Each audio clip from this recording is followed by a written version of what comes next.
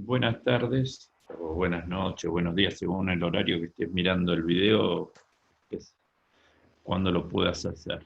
Sí, en este tiempo de cuarentena vamos a ir con la unidad 3, vamos a hacer un repaso y vamos a ampliar. Nosotros vimos hasta ahora, ¿sí? Y vamos a ver lo que es la historia del pueblo de Israel. Leímos el pasaje de Hebreos, donde que habló Dios a través de diferentes medios en otras épocas, profetas y después con su Hijo Cristo. Hablamos algunos conceptos básicos del tema de la historia de Israel, cuál es la importancia, que es una historia de fe, que tiene una historia con propósito. Hablamos de las fechas principales, ¿sí? Ahí más o menos dijimos que está invertido el PowerPoint, ¿no? Desde 2000 al 7040 los patriarcas, y después llegamos al nacimiento de Cristo. En la historia de los orígenes, esto está en el capítulo 7, encontramos el relato de la creación que nos muestra que el Dios de Israel es también el Dios creador del universo y del ser humano. ¿Cuál es el lugar del ser humano como imagen de Dios? Yo por ahí que quisiera hacerte un alto. Si vos te fijás en Génesis, en tu Biblia, sí, que tenés ahí, podemos ver que dice, hagamos al ser humano a nuestra imagen y semejanza. ¿Qué quiere decir imagen y semejanza? Nosotros lo interpretamos como que tiene nuestro cuerpo físico la persona, ¿no? Que Dios es como nosotros. De hecho, ustedes van a ver los dibujitos que nos mostramos, se muestra a Dios como un hombre grande, un ser humano casi. En Los Simpsons, dibujito tradicional, se ve a Dios casi, no se le ve la cara, pero se le ve algo inmenso, pero como ser humano. Películas, ¿sí? Eh, Todopoderoso, 1, 2, se lo muestra a Dios como un personaje real que está en la cabaña, se lo muestra a Dios interpretado por una mujer y a veces por un hombre, pero siempre con esa imagen. Ahora, la imagen de Dios, según la Biblia, tiene que ver con algunas características específicas, ¿sí? Con esto de poder saber lo bueno y lo malo, poder apreciar la belleza, poder hablar, poder comunicarse. Ustedes no se pueden comunicar con el perro. Aunque ustedes me digan, sí, profe, yo con el perro lo puedo ver. No, no, el perro reacciona a estímulos, pero no tienen relación con el perro. Sí, eso no es posible que entren en relación con el perro de diálogo. Sí tiene una relación afectiva, pero no pueden dialogar. Usted cuando le pregunta al perro, ¿cómo estás? No le va a contestar. ¿Sí? Nosotros sí, porque nos podemos comunicar con Dios, tenemos ese vínculo. Lo segundo que vamos a ver, o lo tercero que vamos a ver en el capítulo 7 del libro, es la irrupción del pecado y su crecimiento. Si ponemos al Dios creador, nosotros tenemos en Génesis 1 la creación del mundo, como en general, como que el documento tomado crea el mundo, describe la descripción del mundo, y en Génesis 2 ya describe la creación del hombre. ¿Sí? Son dos relatos paralelos. En Génesis 1 lo describe de manera general, en Génesis 2 lo describe de manera particular. ¿Sí? Recuerden algo que se le debe estar diciendo en el seminario y que ustedes deben entender, que todos los relatos que tenemos, o por lo menos los Génesis, muchos capítulos están escritos de manera mitológica. ¿Qué quiere decir escrito de manera mitológica? ¿Que no existieron? No, totalmente existieron. Lo que se utiliza es una manera de escribir o un género literario para describir algo. ¿Cuál es la idea que tiene Génesis? ¿Sí? Es un poco que vos puedas leerlo y entenderlo a través también de la ley de Éxodo. Cuando vos lees Éxodo te podés preguntar por qué no puedo matar, y vos vas a tener ahí claramente lo que dice. la historia de Caín, ¿no? ¿Por qué no puedo adorar al sol o a las cosas creadas? Porque Dios lo creó. ¿Sí? ¿Por qué tengo que descansar? Porque el séptimo día descansó el Señor. ¿Sí? En esa comparación, no estés buscando cómo se hicieron las cosas. ¿Sí? Es una manera didáctica de explicar la creación del mundo para el pueblo. También tienen que entender que la creación en otros pueblos se presentaba como un caos y como una consecuencia de una lucha. En este sistema creacional del pueblo de Israel se presenta como una consecuencia del amor de Dios. Esas son las diferencias, por eso es interesante marcarlo. Las escrituras nos revelan que Dios creó todas las cosas por su palabra, que su creación era buena y que esto terminó con el ser humano. También, muchas veces en otros mitos, se habla de la maldad directamente, porque no es tan bueno lo que se creó. No, acá era buena, era agradable a Dios.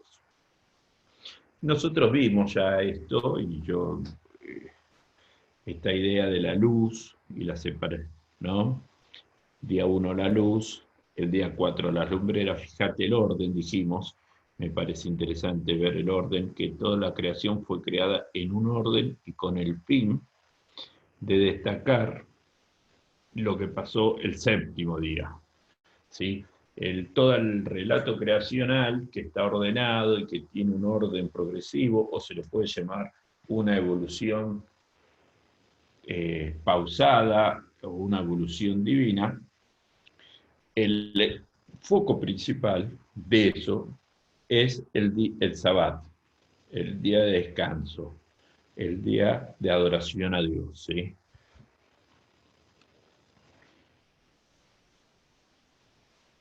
Bueno, ahí en las responsabilidades delegadas, por eso hablábamos de la imagen de Dios, vemos que sean primero fructíferos, multiplicados, ¿sí? Llenen la tierra, sométenla, dominen a los peces del mar y a las aves del cielo, ¿no? Manda a ser administradores, famoso pasaje que ustedes conocen de la administración. ¿Cómo surge la erupción del pecado? Nosotros la conocemos, el relato, cosas que vamos a ir destacando rápidamente, es algo que vimos, por lo menos en el pasaje no se habla que la serpiente sea Satanás, sino se dice que era alguien que era astuta, ¿sí? Y que con astucia la llevó a pecar a la mujer. También hay que aclarar que los especialistas dicen que seguramente Adán estaba al lado de la mujer, o cerca, o sea, vio la situación y escuchó la situación, no es que estaba en otro lado y la mujer lo hizo pecar. El pasaje no destaca quién es el pecador primero, sino destaca que los dos pecaron, ¿sí? que los dos vieron. Si ustedes recuerdan, eh, la tentación que le causa a la serpiente es ser como Dios ahí en el 5. Dios sabe muy bien que cuando coman de ese árbol se le abrirán los ojos y llegarán a ser como Dios, conocedores del bien y del mal. Esa idea que van a llegar a estar al alcance de Dios. ¿Sí? Entonces, eso fue lo que los tentó.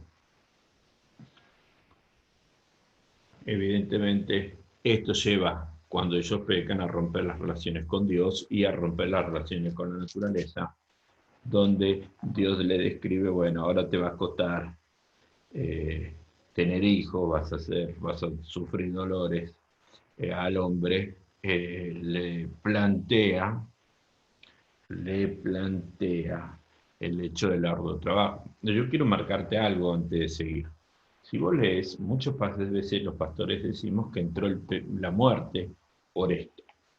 Y nos referimos al espíritu de muerte.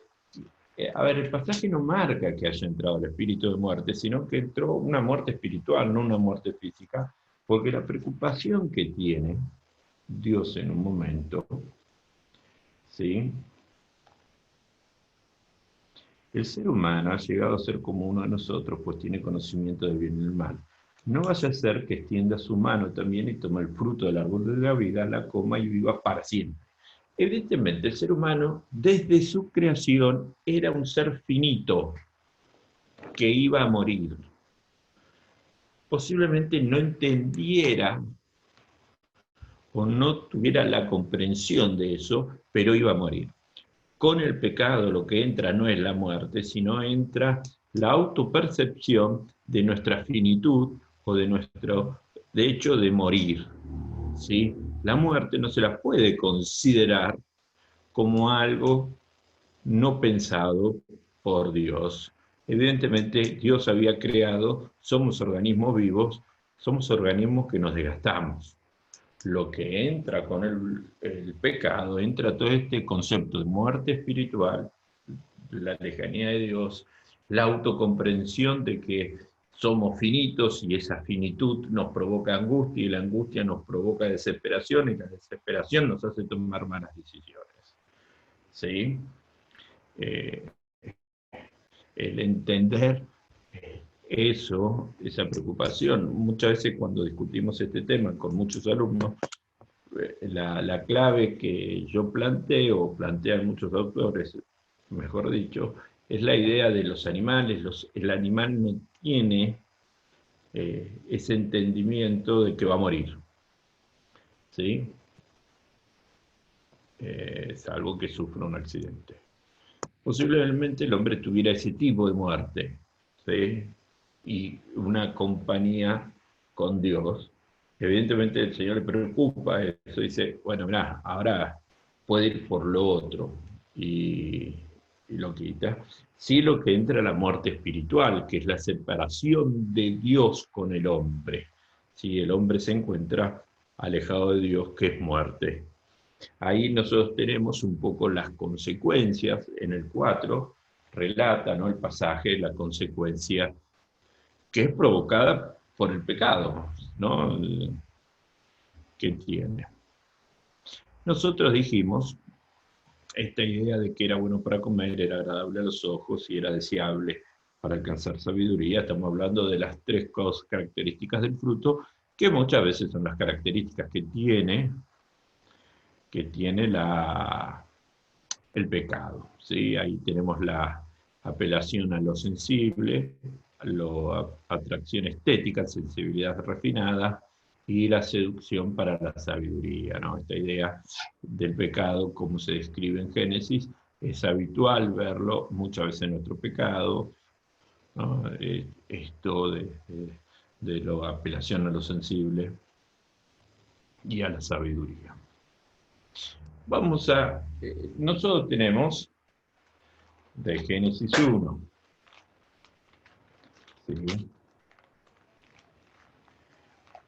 a Génesis 6, tenemos el relato de Caín, la descendencia de Adán, ¿sí?, que después vamos a discutir cómo era el tema de la descendencia, ¿sí? Y el 6, que es el capítulo que por ahí más conocemos, es el más difícil de entender, es la maldad del ser humano, ¿no? Hay unos versículos antes del diluvio, porque el diluvio empieza en el 9, ¿sí? Yo te muestro un poco más, a ver, pero vamos a leer el 6, 1 al 9. Dice, cuando los seres humanos comenzaron a multiplicarse sobre la tierra, tuvieron hijas. Los hijos de Dios vieron que las hijas de los seres humanos eran hermosas. Entonces tomaron como mujeres a todas las que desearon. Pero el Señor dijo, mi espíritu no permanecerá en el ser humano para siempre, porque no es más que un simple mortal. Por eso vivirá solamente 120 años.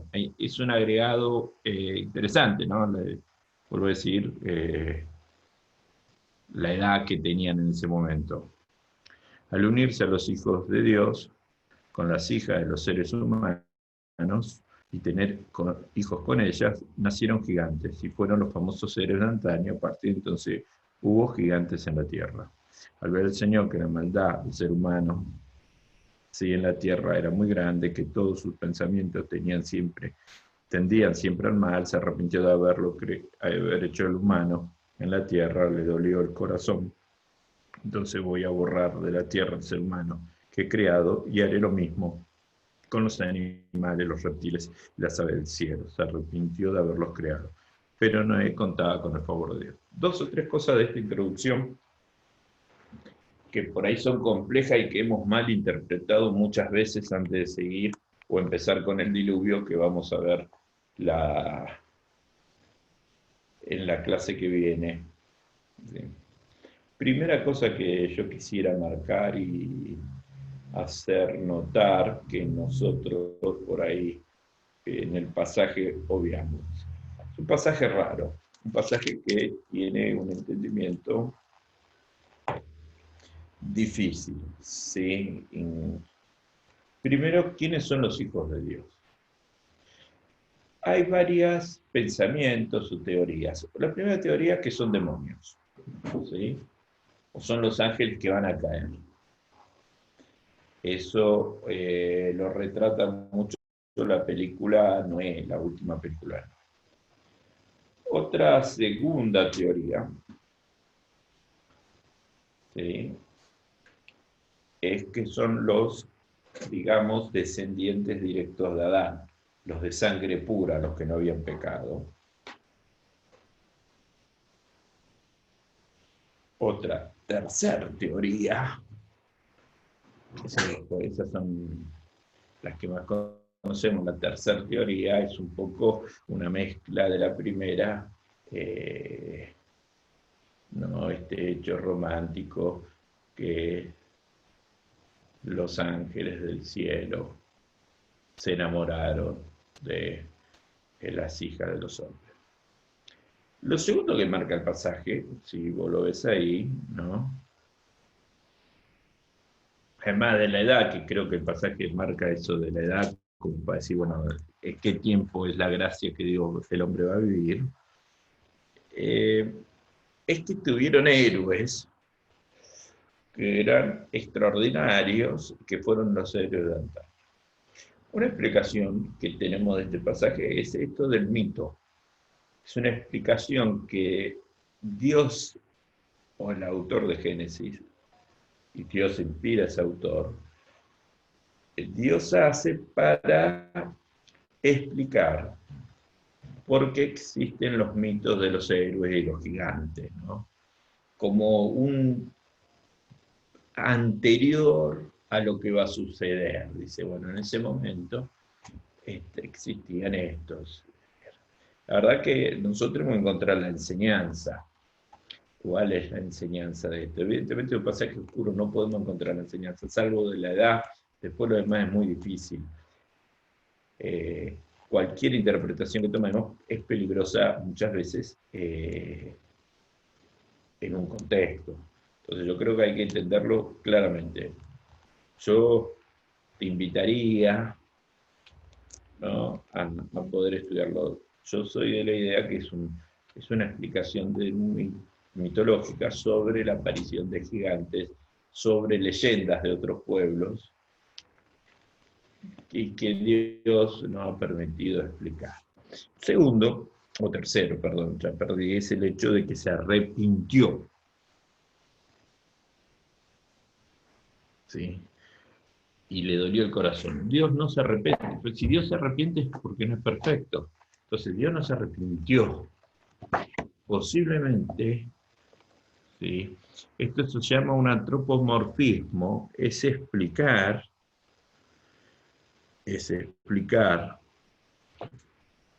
con reacciones humanas o con expresiones humanas algo de Dios. Entonces nosotros tenemos ahí claramente lo que dice es describir cuál era la situación, ¿no?, de pecado tal que el hombre podía, Dios se arrepiente de crear al hombre, en realidad es Dios se arrepiente, es decir, Dios va a tomar consecuencias de lo que está haciendo el hombre.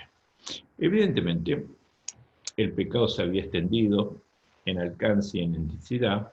No era un hombre obediente, contaba con el favor de Dios. Noé obedece a Dios, construye un arca. Otro detalle es que el arca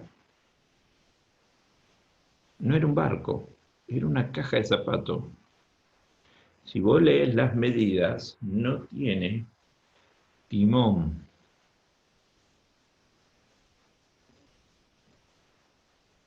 El arca que nosotros vemos en la película no es. ¿Sí? Segundo, pide que vayan distintas yuntas de animales. Si vos lees, ¿sí?, los animales, hay dos relatos, en uno van dos, pareja de dos, y en otro van 7, ¿sí?, y de los impuros menos.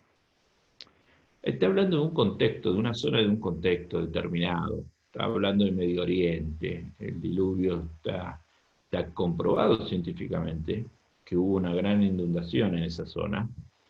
Y esa gran inundación es producto de lluvias torrenciales y rompimientos de las fuentes del mar, dice la Biblia, ¿no?, de levantamiento del río y de los mares. Eso existió y hay más de un relato que lo menciona.